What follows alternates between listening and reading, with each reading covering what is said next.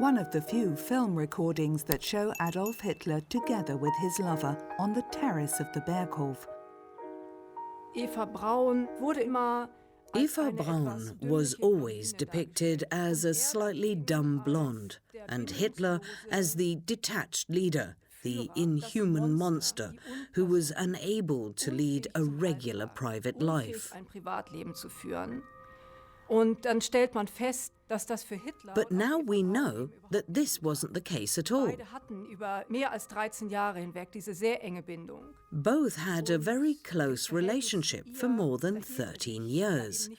And he wasn't detached, but rather tolerant and protective towards her.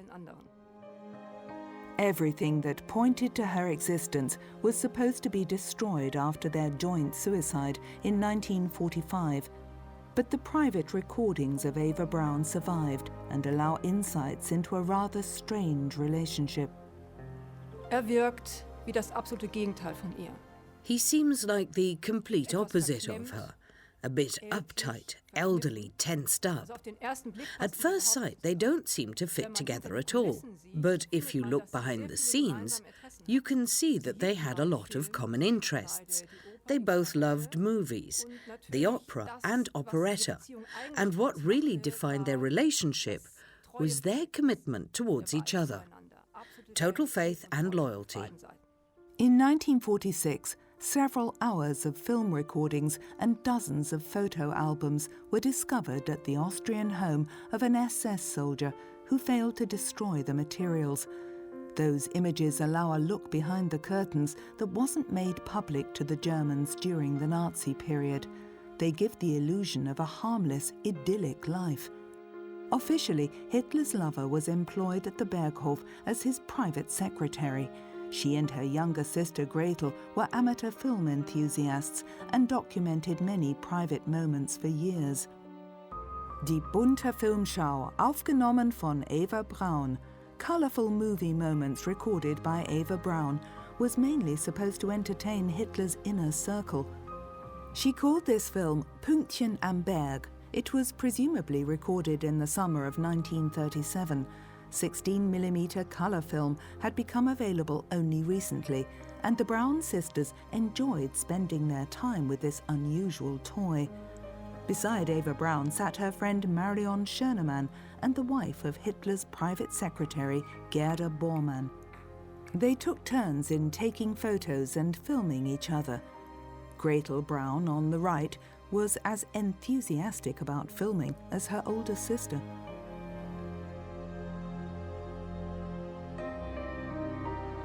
Hitler was absent most of the time, so bathing trips with family and friends were a welcome change. Eva Braun especially liked to have her sports activities filmed.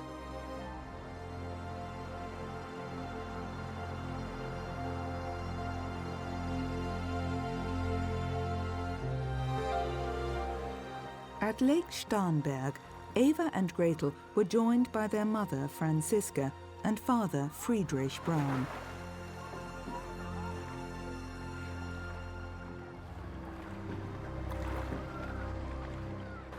The Führer's lover was 25 at that time. Little is known about Eva Braun's childhood and teenage years.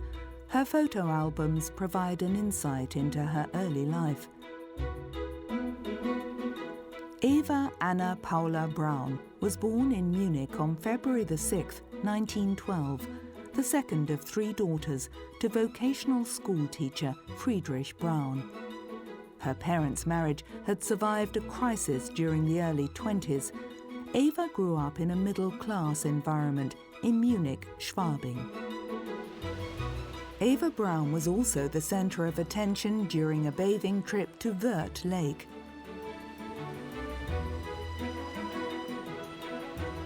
Like every year, the Brauns' relatives from Jena visited Munich and accompanied the family on their trips. Cousin Gertraud greatly enjoyed the time in the water. Aunt Fanny and Uncle Fritz were very fond of 13-year-old Eva. Gertraud kept their relationship with the Brauns a secret for more than 60 years. Only her husband knew and forbade her to mention it. Not until the year 2000 did Gertraud Weiske decide to provide information about her cousin, Eva Braun. We met with my aunt once or twice a week and went on a trip somewhere, to Chiemsee or Ammersee. Sometimes Eva and her sisters joined us. I enjoyed their visits a lot. It was a great family time. We went swimming or had coffee and cake and returned to our quarters at my grandparents' in the evening. My father never joined us. He made it quite clear that he didn't want any contact with Eva. Eva's relationship with her parents wasn't as relaxed as the films might suggest. Her best friend later reported that Eva spent most of her youth at her parents' place, as the atmosphere at Eva's home wasn't very pleasant. Eva took courses in housekeeping, bookkeeping and typewriting at a Catholic boarding school. In 1929, she successfully applied for an apprenticeship at a well-known Munich photo shop.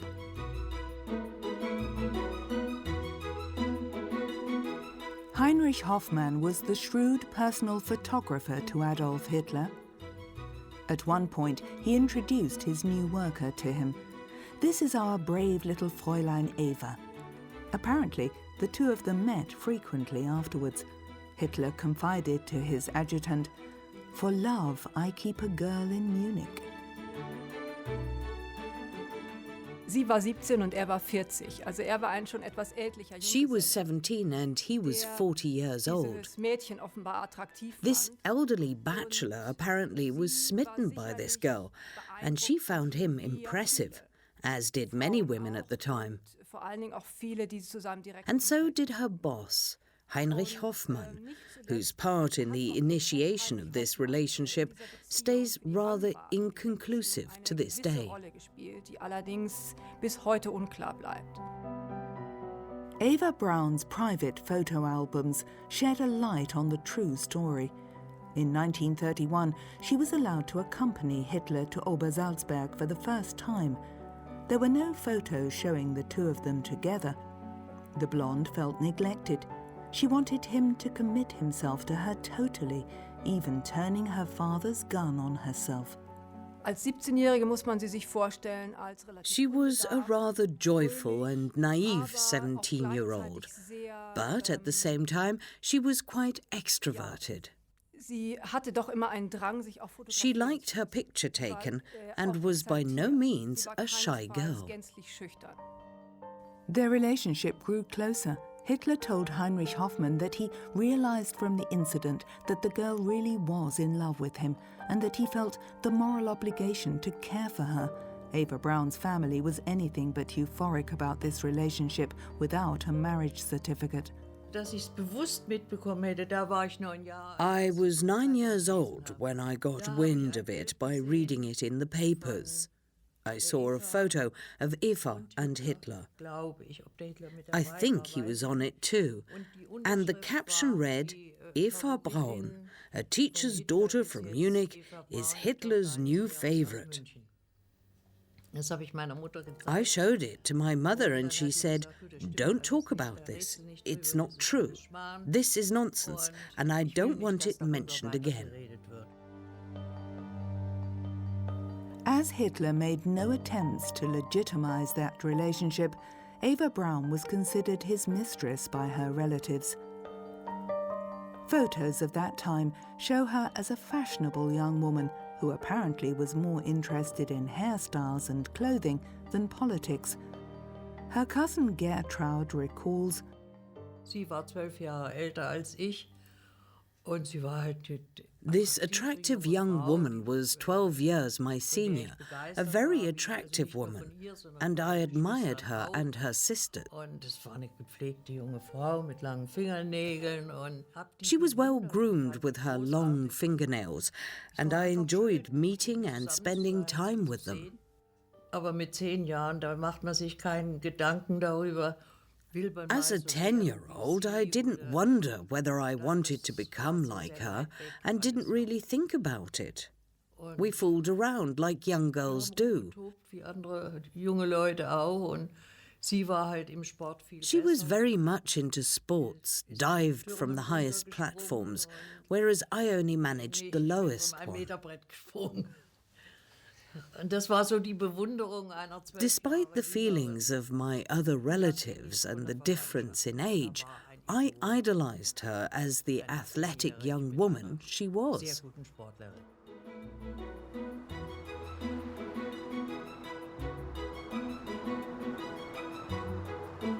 The private film recordings from 1937 only show the joyful side of the Führer's lover, who suffered from her relationship with Hitler. It had only been 2 years since Eva Braun's emotional low. Fragments from her diary survived. She noted on May the 10th, 1935, "Miss Hoffmann told me both in a loving and tactless way that he now has a substitute for me."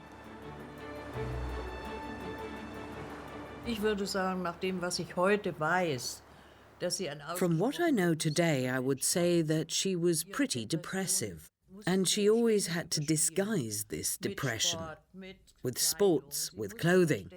She always needed to distract herself from her sorrows, but nobody realized it in everyday life. He should know me well enough to see that I would never put obstacles in his way if he should fall in love with another woman. Why should he care about what becomes of me? 23-year-old Eva's manic-depressive moods soon became apparent to her family. Her family knew.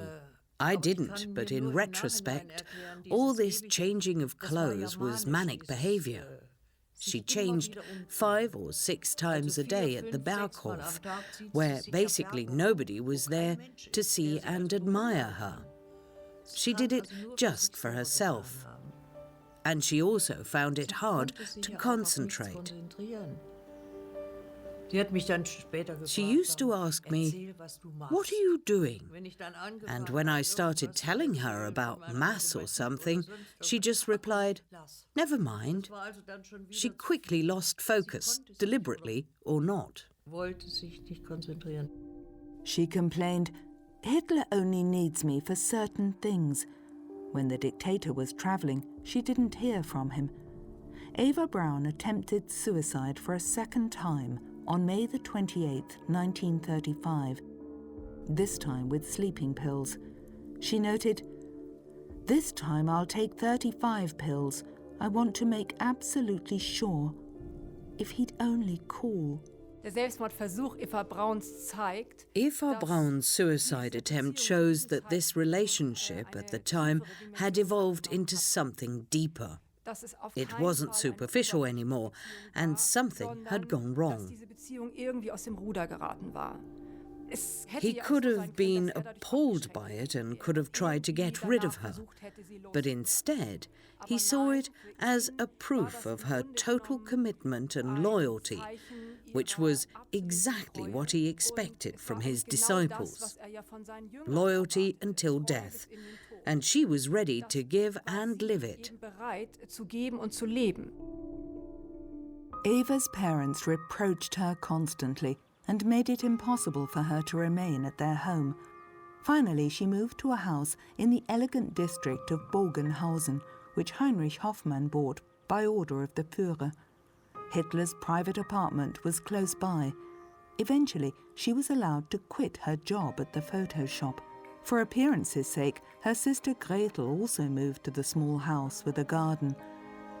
In 1938, Eva Braun became its official owner. I didn't know who had given her the house. All I knew was that she and Gretel moved out of their former home and moved there now. They were old enough to do so after all. But I didn't know anything else about that house, that it was a present of Hitler's. Nobody ever talked about it. Lavish parties were frequently held at the house, But the mood was anything but festive, as Eva's father didn't want to accept the disgrace that she was bringing upon the family. Her biographer doubts the credibility of Friedrich Braun's later statement that he had written a letter to Hitler ordering his daughter to return to the family home. To date, it was assumed that her father was against National Socialism.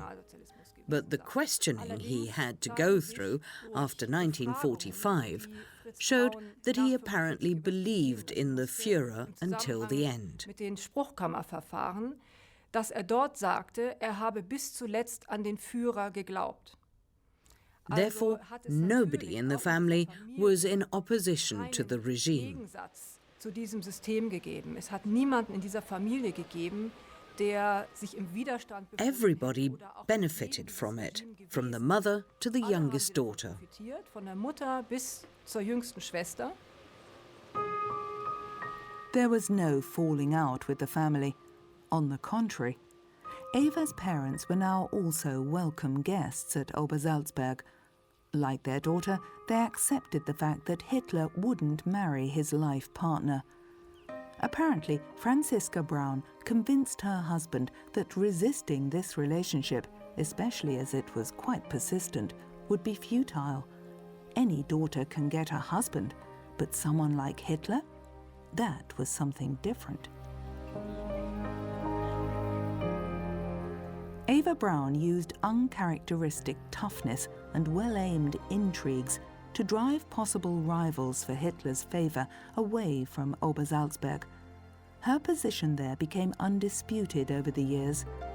"I'm the lover of Germany's and the world's greatest man," she allegedly once said. Officially, there was no talk of any woman at Hitler's side. The dictator said, "My bride is Germany." Nazi propaganda claimed that the Fuhrer had no private life. He served the German people day and night. Film and photography had become Eva Braun's biggest passions. She loved to stage her lover on the Berghof's terrace. The film seemed to show the Fuhrer transported to another world, distanced from his people, welcoming friends and political companions up there.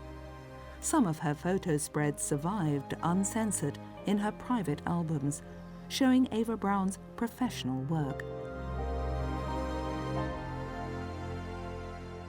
Diese Filme und Fotos, die Eva Braun von Hitler. The films and photos Eva Braun shot of Hitler and the people at the Berghof weren't just of a private nature.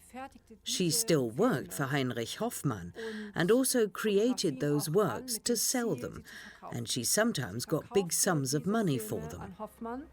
Und erhielt dafür sehr viel Geld zum Teil. Für eine einzige Fotoarbeit 20.000. One single photo for 20,000 Reichmarks, for example.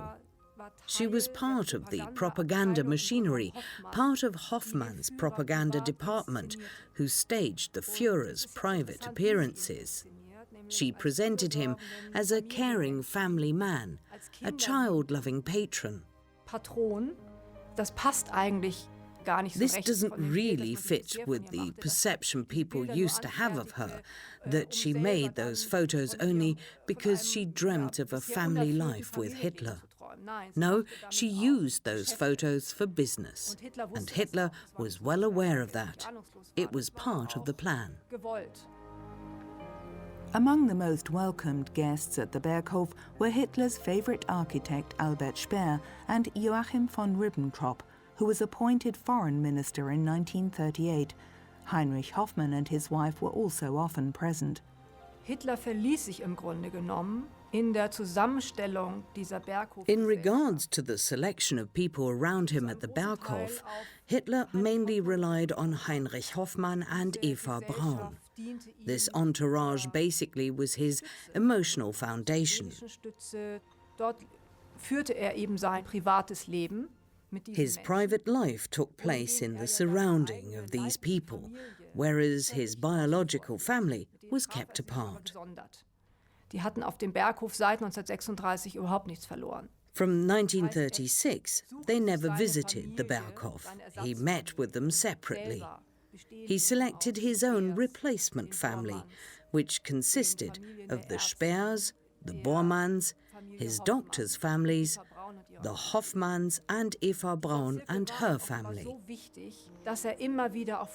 This circle was so important to him that he often retreated to the Berghof before making important political decisions, among this familiar surrounding. Invitations to the Berghof were highly coveted among the Nazi notables. Even though life up there appeared to be quite stuffy, some of the guests claimed that this petty bourgeois idyll felt intoxicating to them. All that remains of the social life on Obersalzberg are memories of a strange emptiness, Albert Speer wrote later. Hitler hardly ever mentioned the Jews, his political opponents, or even the necessity of building concentration camps. I suppose this wasn't intentional, but rather due to the banal nature of the conversation. Those people of the inner circle were aware of Hitler's special living arrangements. After a while, they took for granted that Eva Braun played the part of the lady of the house on such occasions. She wasn't a political person. She hardly ever tried to influence Hitler. But of course, people talked about politics at the Berghof, in the women's presence as well. They weren't involved in the decision-making or military planning, but there were discussions about how to proceed with Austria after the so-called annexation, for example. Hitler's secretary, Martin Bormann, was also part of the inner circle. He made sure that all the neighbours disappeared from around the Berghof and supervised its transformation to a secure, restricted area for the Fuhrer. Hitler liked to sleep long and usually ate lunch at 3 o'clock in the afternoon. This was often followed by a long walk with his guests. This time, Ribbentrop appears to be Hitler's preferred conversation partner. Several delicate political matters were discussed confidentially. The foreign minister was a loyal henchman to the dictator, implicitly supporting his plans for war.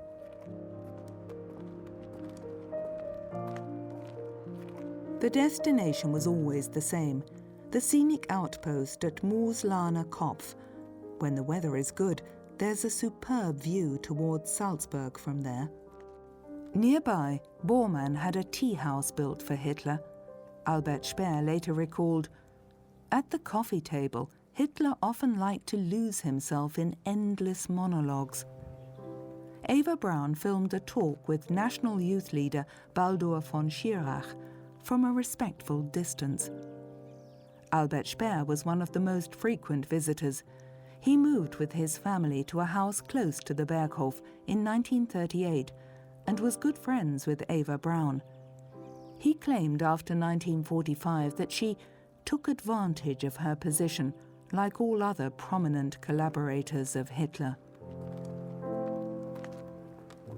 Only few resisted the temptations of being in his entourage. Hitler didn't really resist this development, Speer recalled later. The specific circumstances of his style of leadership led him to increasing loneliness, Speer believed. According to him, Hitler was unable to form normal human relationships.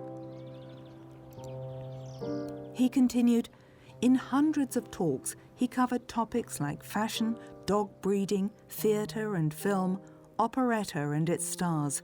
Sometimes Hitler fell asleep during his own monologues." Once in a while, the Führer's lover took exceptional photos that would never have been published during his lifetime. They document their special relationship. Eva Braun enjoyed playing the hostess who calls the tune, according to her standing. Building the Kehlsteinhaus was the highlight of Bormann's building work at Obersalzberg.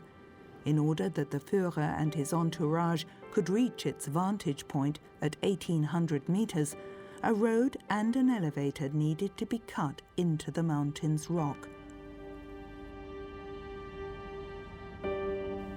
But Hitler rarely appeared. It is said that he suffered from vertigo, but Eva Braun enjoyed coming there. She seemed much more playful when the dictator wasn't around.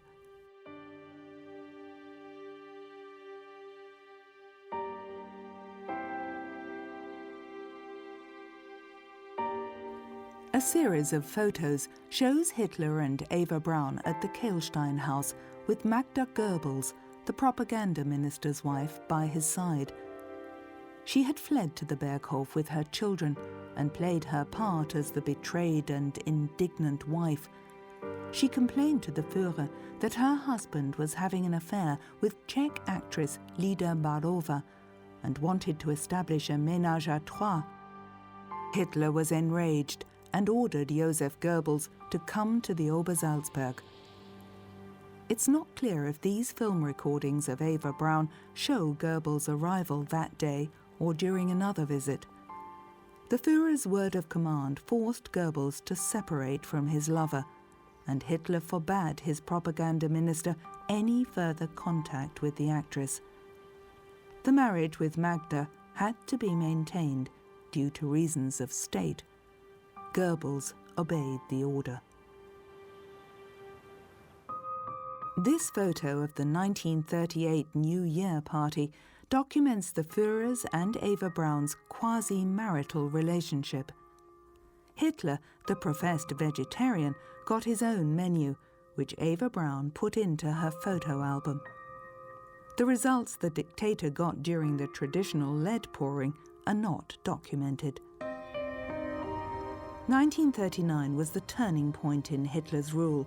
He had achieved one success after another, rearmed Germany, incorporated the Saar region, the Sudetenland, and the whole of Austria into the Third Reich. Even his opponents agreed that he would have been the greatest German since Bismarck if he had died at that point. But the dictator aimed for war, and therefore this moment marked the beginning of his demise. Even though Eva Braun was a good skier, Hitler didn't like her to ski, as he was afraid of her being injured. But once, when the dictator was away from Obersalzberg, he allowed her to go skiing with Albert Speer for 8 days in Austria. Speer later remembered that she danced with young officers until the early morning without being recognized. According to Speer, they both were united in their resentment of Martin Bormann due to his arrogant and crude way of abusing nature and cheating on his wife. During Easter time in 1939, Eva Braun filmed the many children of Speer and Bormann on their hunt for Easter eggs. The children lived secluded from the world on Obersalzberg. It's not known if Eva Braun wished to have children. There were rumors that she once had an abortion in Munich, but there's no proof of that. Speer had sympathy for the unfortunate woman.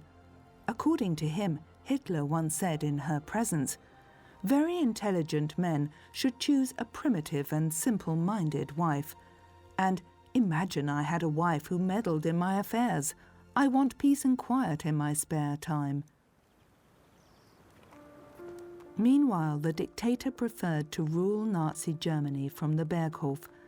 There, he developed crucial political and military plans, issued laws and decrees. One of the reasons may have been his firmer relationship with Eva Braun, who always happened to be at Obersalzberg when Hitler was there with his entourage. An adjutant later recalled that it became more and more difficult to obtain decisions from the head of state. It was often impossible, even for representatives from the party and the government, to reach Hitler when he was at Obersalzberg. Only cultural events seemed to be able to lure artist Moncke Hitler from his command center at Obersalzberg.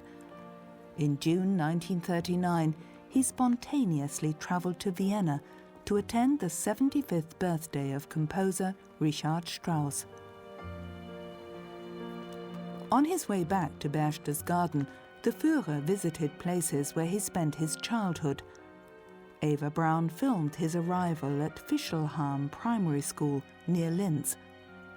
In his book Mein Kampf, Hitler described himself as a little ringleader when the boys of the village played cops and robbers. His class teacher later remembered a skinny, pale boy who despised learning, neglected his talents, and wasn't able to follow school discipline.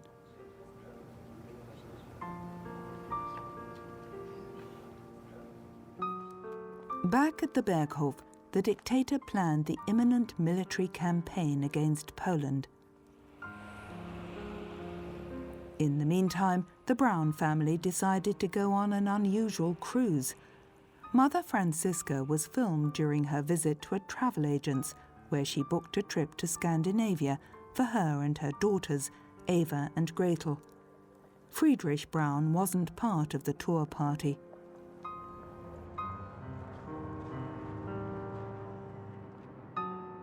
The little tour group arrived in Hamburg shortly thereafter to board the cruise ship Milwaukee.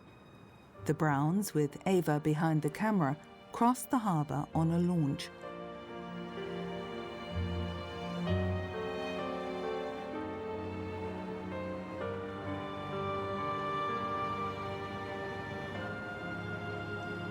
The Milwaukee was operated by the National Socialist organization Kraft durch Freude, Strength Through Joy, to provide holiday cruises for ordinary national comrades. The former North Atlantic passenger steamer, built in 1929 in Hamburg, had room for 600 guests and was very popular as a cruise ship. Its destination this time, the Norwegian fjords. Eva Braun made a well-groomed appearance on board. Her suits were made by high-class Berlin tailors. Still, Albert Speer described her in his memoirs as modestly and unobtrusively dressed, and that she wore notably cheap jewellery. The first-class passengers passed their time at the pool. Frequently in the camera's focus was Gretel, the younger sister.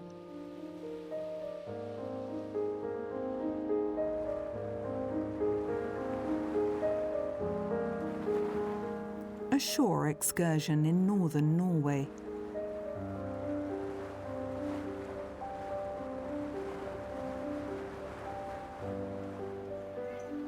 Of course, the locals didn't know that the lover of Nazi Germany's dictator was one of the tourists. Foreign publications frequently wrote that Hitler was liaised with a certain Eva Braun, but they apparently lacked reliable information. Journalist Robert Arndt wrote in a booklet entitled The Women in Hitler's Life that was published in New York in 1944. Eva Braun is hardly the typical Aryan glamour girl. She may be blonde and blue-eyed, but she is stout and ungainly in her appearance. She resembles the image of a German middle-class Hausfrau rather than First Lady of the Reich. Eva hasn't always been the conservative housewife she is now. In the early days of her relationship with Hitler, she was known for the drinks she served the Nazis, and even the Fuhrer. She also had a talent for producing perfumes, and it is rumoured that she mixed erotic scents to attract the Fuhrer. Obviously, this description was totally fabricated, and Nazi censorship made sure that it wasn't published in Germany.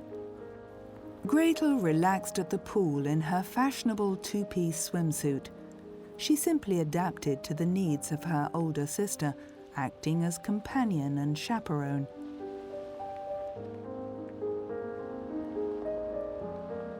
Another highlight of the cruise, lobster was served on deck at lunchtime.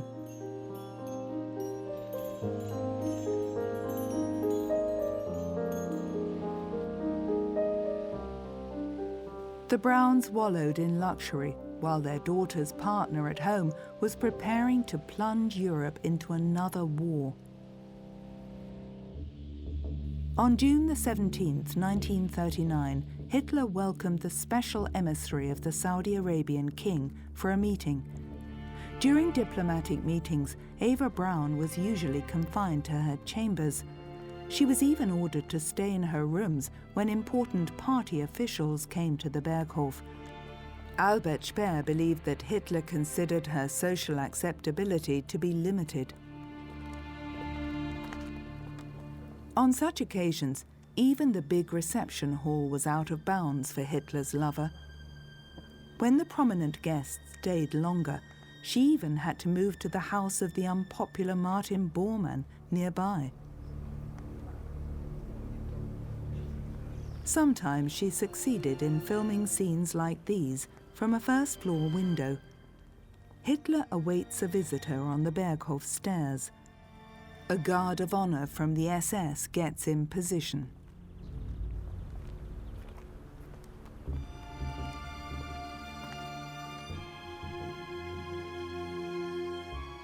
Hitler was convinced during his rise to power that Germany's former greatness could only be achieved by another war where countries were conquered. Of course, this would need to be done by force. There would be war, and he wanted to start it when he was still physically fit to lead it. The thought of sickness or an early death made him expedite his plans for war. He wanted to start it sooner rather than later. Hitler didn't consider war as something shameful or that should be avoided. Poland would be his first casualty. On August the 12th, 1939, Eva Braun had to disappear from the scene once more. From a safe distance, she filmed a unit of the Leibstandarte SS that were lined up for the reception of Italy's foreign minister, Count Ciano, who had come to discuss Italy entering the war with Hitler. It isn't clear if Heinrich Hoffmann shot this close-up photo of the visitor. Eva Braun's note in her photo album reads, "There's something forbidden up there. Me." Hitler informed his ally about his decision to attack Poland. Eva Braun called these snapshots of the guest of state's departure viewed from the hotel room's perspective. During that time, Eva Braun was able to film SS Chief Heinrich Himmler with his associates Reinhard Heydrich and Karl Wolff on the Berghof terrace. On several occasions, the dictator discussed the details of war, terror and mass murder with his henchmen at Obersalzberg. Foreign Minister Joachim von Ribbentrop also took part in Hitler's talks about his war plans. As peace in Europe hung by a thread, the Fuhrer isolated himself from the ministerial bureaucracy and assembled his confidants. The dictator planned a special coup. Ribbentrop was supposed to travel to Moscow in order to sign a non-aggression pact with Stalin. Heinrich Himmler and his enforcer, Reinhard Heydrich, meticulously prepared the brutal oppression of Poland. They presented the details during their visit at the Berghof. So-called Einsatztruppen, special action squads derived from police and security forces, were to liquidate the Polish ruling classes, as Hitler intended to occupy the country permanently. On August the 23rd, 1939, Hitler nervously awaited positive news from Moscow. Eva Braun's presence was permitted that day. She filmed and took photos. The caption of her professional photo documentation reads, "Then Ribbentrop travelled to Moscow." When Ribbentrop confirmed the pact with the devil, the dictator rejoiced. "This will hit like a bomb." Other photos show Hitler, Bormann and Goebbels as the news was spread officially. Eva Braun's comment, "Hitler listens to the news on the radio. Still, Poland refuses to negotiate." Eva Braun's biographer is certain that the women were well aware of the historical significance of those dramatic days at the Berghof. An dieser Situation kurz vor This situation at the Berghof, shortly before Stalin signed the Non-Aggression Pact, shows how engrossed those men around Hitler were, how much the inner circle with Goebbels and Speer were involved in the political events at that time. Eva Braun photographed that tense situation at the Berghof when Ribbentrop was in Moscow and the signing was imminent. It also shows that the women were inaugurated as well. They spent the evenings and weekends together for weeks, and of course they talked about these events, as they were crucial for them too. Hitler didn't differentiate between private and political life. For him, it was all the same. Himmler's murder squads were given free rein in the case of armed conflict with Poland because the foreign minister's agreement with Moscow guaranteed that Stalin's Red Army wouldn't intervene, but only occupy and annex the eastern part of Poland. So, Obersalzberg played a crucial part on the path to the Second World War. All attempts to stop Hitler on his way to destruction were doomed to fail.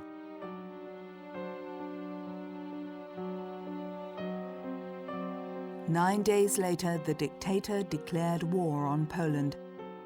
Eva Braun supposedly cried when he proclaimed at the Reichstag, "Now more than ever, my life belongs to my people. I want nothing more than to be the first soldier of the German Reich. I have put on the uniform again that was always my most sacred, cherished possession. I will only take it off after our victory, or I will not live to see the end." On that September the 1st, 1939, Eva Braun supposedly told her older sister Ilse, "This means war. He'll leave, and what will become of me?" According to Ilse Braun's memories, she also said, "If something happens to him, I'll die too." The same evening, Eva Braun ordered food and drinks to be brought to the storage rooms of the Berghof. She supposedly explained, "We need lots of supplies. We'll need them to last for a long time."